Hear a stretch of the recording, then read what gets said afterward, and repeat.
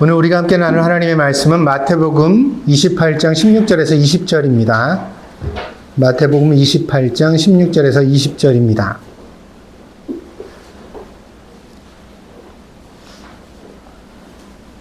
같이 봉독합니다. 함께 하겠습니다. 16절입니다. 시작. 11 제자가 갈릴리에 가서 예수께서 지시하신 산에 이르러 예수를 배웠고 경배하나 아직도 의심하는 사람들이 있더라. 예수께서 나와 말씀하여 이르시되 하늘과 땅의 모든 권세를 내게 주셨으니 그러므로 너희는 가서 모든 민족을 제자로 삼아 아버지와 아들과 성령의 이름으로 세례를 베풀고 내가 너희에게 분부한 모든 것을 가르쳐 지키게 하라.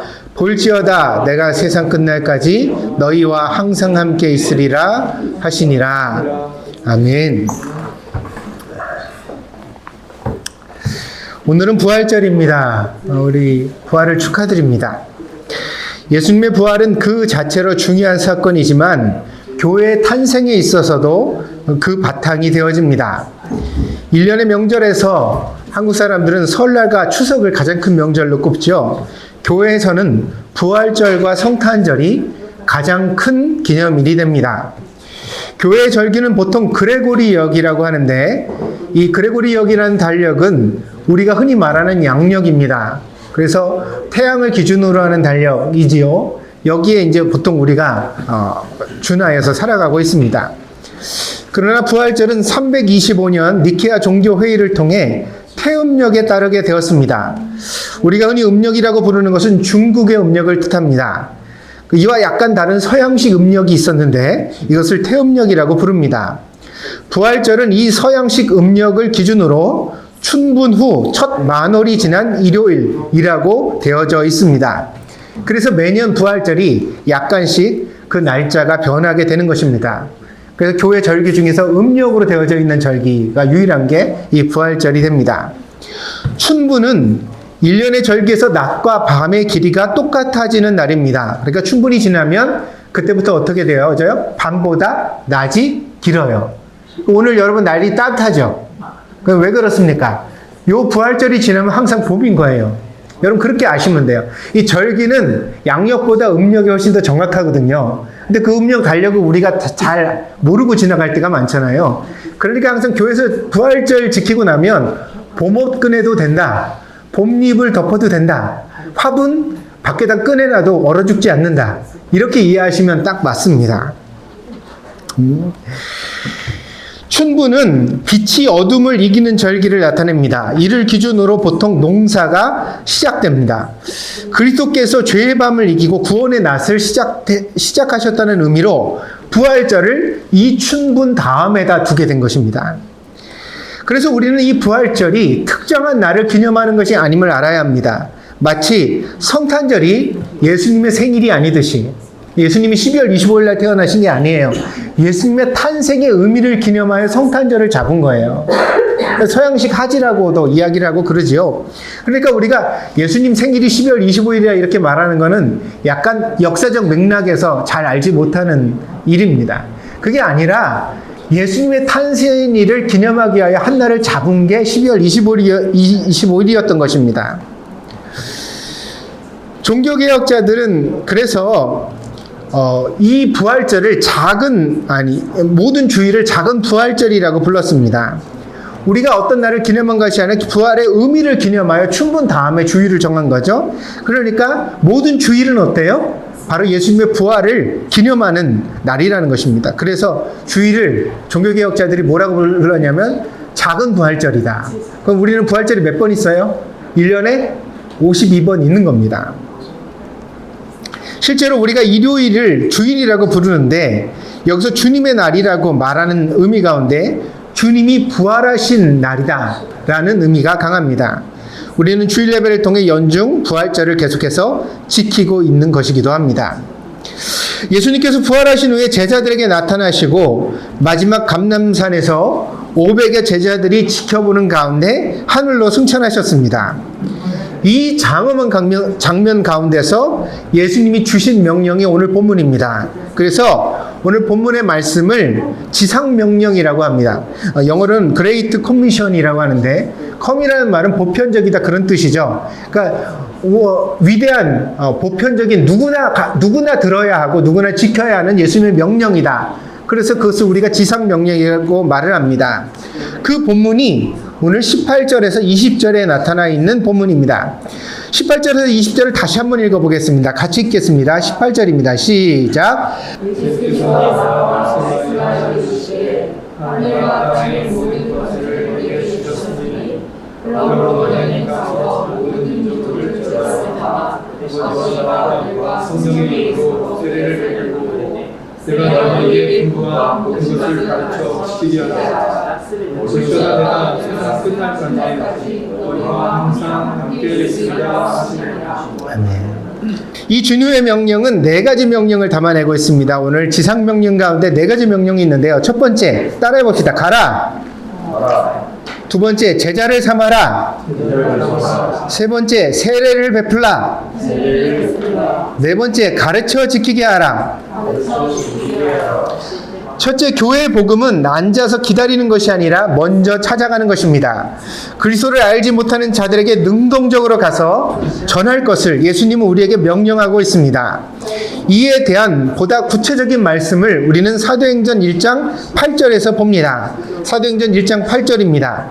오직 성령이 너희에게 임하시면 너희가 권능을 받고 예루살렘과 온 유대와 사마리아와 땅끝까지 이르러 내 증인이 되리라 하시니라.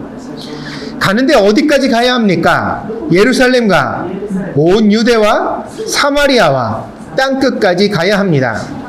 당시 교회가 모였던 곳이 예루살렘이니까 이 말씀을 우리식으로 해석하면 우리가 속해 있는 이곳에서 시작하여 가까운 곳을 지나 저 멀리 땅끝까지 가서 예수님을 증거해야 된다. 이런 말씀입니다. 두 번째로 교회는 단지 메시지를 전하는 것이 아니라 제자를 삼아야 합니다.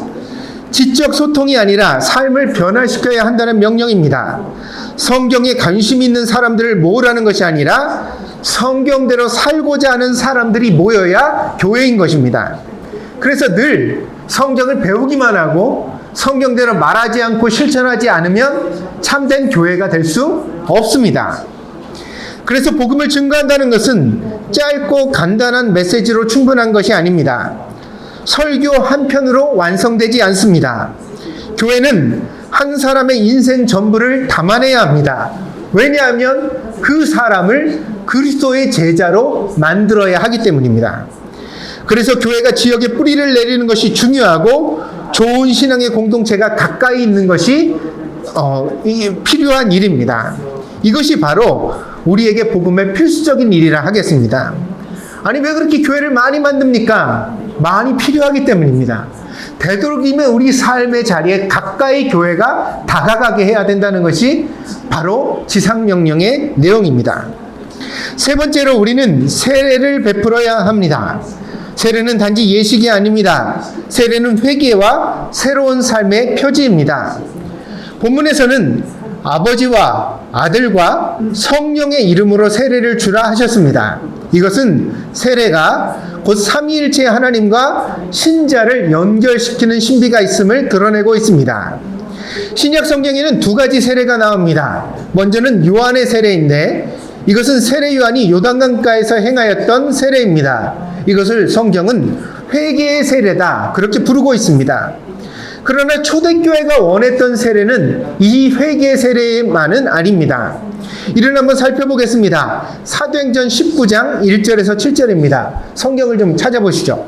사도행전 19장 1절입니다. 우리 같이 함께 읽겠습니다. 같이 해봅니다. 시작.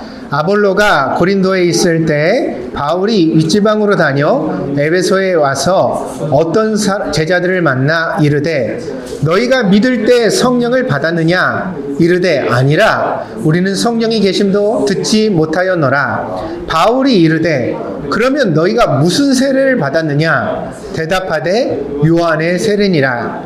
바울이 이르되 요한이 회개의 세례를 베풀며 백성에게 말하되 뇌 뒤에 오시는 이를 믿으라 하였으니 이는 곧 예수라 하거늘 그들이 듣고 주 예수의 이름으로 세례를 받으니 바울이 그들에게 안수함에 성령이 그들에게 임하심으로 방언도 하고 예언도 하니 모두 12사람쯤 되니라. 요한의 세례를 회개의 세례라고 불렀습니다. 그러나 이 사람들이 다시 세례를 받을 필요가 있었습니다. 왜냐하면 이들은 아직 예수를 알지 못하고 성령을 알지 못했기 때문입니다. 바울이 그들에게 예수님의 이름으로 세례를 베풀 때 그들 가운데 성령이 임하였습니다. 그래서 오늘 지상명령에 있는 아버지와 아들과 성령의 이름으로 세례를 주라 하신 이 말씀이 이루어집니다. 그래서 우리가 이 세례를 성령의 세례라고 보통 성경에서 부르게 된 것입니다. 성령을 받지 못하면 다시 세례를 받을 필요가 있습니다. 요한의 세례를 경험했던 사람들이 다시 예수님의 이름으로 안수받고 성령을 받았습니다. 그리고 지상명령의 세례는 성령의 세례를 뜻합니다. 네 번째로 오늘 본문에서 예수님은 신자들을 가르쳐 지키게 하라 그렇게 말씀합니다. 이 말씀은 제자를 삼아라라는 말씀과 짝을 이룹니다. 신앙을 안다는 지식의 차원이 아니라 지킨다는 순종의 차원으로 이끌라는 것입니다. 아시는 바와 같이 이 가르침의 실천이 교회가 가는 곳마다 학교가 세워지고 교육의 향상이 이루어지는 원인이 되었습니다. 유럽이 문맹에서 깨어나고 이후로 유럽의 문물이 세계로 뻗어나가게 된 데에는 가르쳐 지키게 하라. 누구든지 그가 귀족이든 평민이든 노예든지 간에 예수를 증거하기 전에 먼저 가르쳐 지키게 하라라고 말씀하시는 이 지상명령의 수행이 큰 역할을 하였습니다. 교회는 지난 2000년 동안 예수님의 이 지상명령을 수행해 왔습니다. 그러나 아직도 이 명령은 완성되지 못했습니다. 많은 선교사들이 목숨을 걸고 밀림과 오지와 그리고 적대적인 국가를 찾아 지금도 예수를 증거하고 있지만 여전히 지구상에는 예수라는 이름을 들어보지도 못하고 죽어가는 사람들이 많습니다. 수없이 많은 인공위성이 지구의 궤도를 돌고 작은 핸드폰만 펴면 이토록 많은 정보와 지식을 접할 수 있는 시대가 왔지만 그럼에도 불구하고 여전히 우리는 그리스도에 대한 무지와 많은 오해를 품은 채 살아가고 있습니다. 기독교는, 교회는 실패한 것일까요? 2000년 동안 지상명령을 지키려고 노력해왔는데 수많은 인공위성이 지구상에 떠있는 이 시대에도 여전히 사람들에게 다 예수를 증거하지 못했다면, 그들에게 하나님의 말씀을, 예수님을 증거하지 못했다면 우리는 이 명령을 실패했다고 말해야 하는 것일까요? 아니면 이 지상명령이 너무 고상하여 불가능한 임무라고 말해야 하는 것일까요? 둘 다 아닙니다. 왜냐하면 이 지상명령은 원래가 그렇게 디자인되어 있기 때문입니다. 오늘 본문의 마지막 절을 한번 보겠습니다. 20절입니다. 28장 20절입니다. 내가 너희에게 분부한 모든 것을 가르쳐 지키게 하라. 볼지어다 내가 세상 끝날까지 너희와 항상 함께 있으리라 하시니라.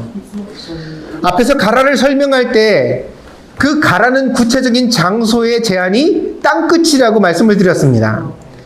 우리는 땅끝까지 예수를 증거해야 합니다.